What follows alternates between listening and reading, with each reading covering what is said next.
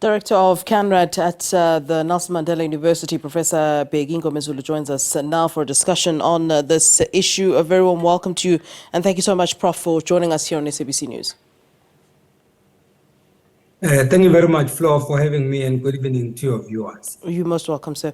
What do you make of the SARB clearing the president of any wrongdoing? I mean, they talk about the fact that there was no perfected transaction. What exactly does that mean, apart from the fact that the transaction had not seen its ending? What are your thoughts?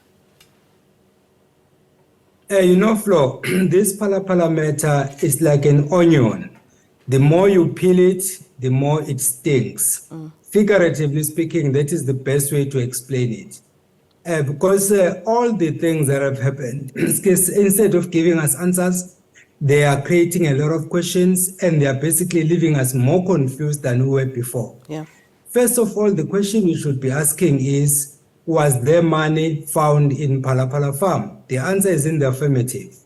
Now, if the South African Reserve Bank says that there was no contravention of any law because neither the company nor the president had access to the foreign currency, then the question is, where did the money go? If Mustafa bought the buffaloes, then who did he give the money to? And how did the money get into the country? So there are a lot of questions. So the statements that the Reserve Bank has made, in fact, they are confusing the nation more than we're confused before. So at the end of it all, my view is this Phala saga is in fact bringing South Africa into disrepute.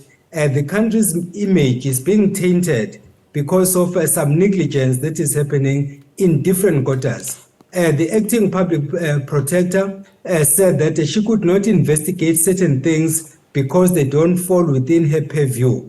Then the South African Reserve Bank is also singing the same tune, saying that there are certain things it can't do in law. Yeah. It can only investigate certain parts. Then the Hawks, of course, are next in line. We'll wait and see what their findings will be. You know, Prof, you say that this might be embarrassing for South Africa, but, you know, I just heard some commentary on the package that my colleague Diabo said to put together there. And one of the commentators there said, well, you know, it's good for the markets, it's good for the president, and that is likely, in fact, that the markets will actually just shrug it off. So when you say that, you know, it might be embarrassing for the country, in what sense, if we're hearing that the markets will just shrug it off? You know, if people say this is good for the president, that is where the problem is. Because life does not revolve around the president. Life revolves around you and I as South Africans.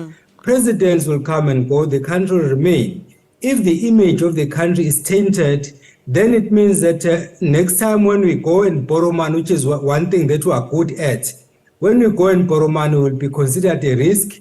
And then, of course, our interest rate will be high. Will that benefit the country? My answer is in the negative. It definitely won't benefit the country. So as much as people might be having a point in saying that the fact that this report came on the eve of the BRICS summit, which is starting tomorrow, might look good for the president and might look good for the country, in the short term, maybe yes. But the reality of the matter is we have to look at the bigger picture. What does that do to the image of the country? What does it do to you and I, who are supposed to be basically the face of the country wherever we go and in whatever we do? And the president is the president now, but he's not going to be the president forever. What will happen once he's left office? Yeah. Will this thing still stand? Because we have set a precedent. Then it means if I keep large sums of money, then the law should also find me not to be in the wrong because they've already set a precedent. Yeah. And that is not good for the country. It seems that you're agreeing with one of the commentators there on the package that we just played there. Kaya Sotolo mentions that the problem with this finding by SARB is that it failed to appreciate the gravity of a public interest in the matter. What is the public interest in the matter, and how much should it be, you know, how much attention should it be given? No, the president set the bar too high when he assumed office because he came under false pretense that he was going to do things above board. And then people believed him that this was the president who was going to do things the right way. But everything that has happened so far raises questions, and the Phala matter, in fact, clouds it all.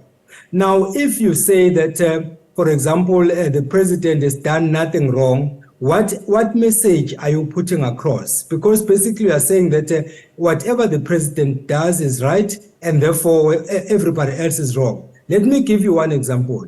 You recall that not so long ago, we were told that some people were given access to SARS documents that pertain to the former President Zuma. And then all along, we knew that SARS information is supposed to be confidential information, but of course, that was not the case in the case of the then president. And now we're told that the South African Reserve Bank is not going to divulge the contents of this particular finding simply because it's confidential information. So what game are we playing there? Yeah. There's been some commentary about, the sort of a precedent that this then sets. Should we not be concerned about that? I mean, if I'm to just think of a comment, an example rather, a criminal syndicate may now be able to say, we are actually permitted to not disclose foreign currency, and if we just hide it somewhere. I mean, are you concerned about the precedent that this sort of forms? That's exactly the point I was making earlier on, Flo, when I was saying that this particular matter is setting a precedent, and that precedent is not a good one. I even made an example that if you and I happen to have access to large sums of money, then it means that we can keep that money at home without violating any law, as it were. Yeah. Because if someone were to find us guilty, we'll come back and say, how come that the president was not found guilty for the same offense? Yeah. Does the law have eyes that they look at you instead of looking at the act that has been committed? I saw a very interesting comment saying that, it might be that the Reserve Bank isn't saying that there was no contravention, but rather that they're saying they cannot determine whether there has been a contravention. So that opens up the gate. Then can this, whether it be taken on review or questioned or, somehow be put to the test, what the South African Reserve Bank has said, there's a possibility for that, isn't there? Ideally, yes, but from the way things are, I doubt it if it's going to happen. Because if the public protector said that he can't investigate any further, from what he has investigated, the president is not in the wrong.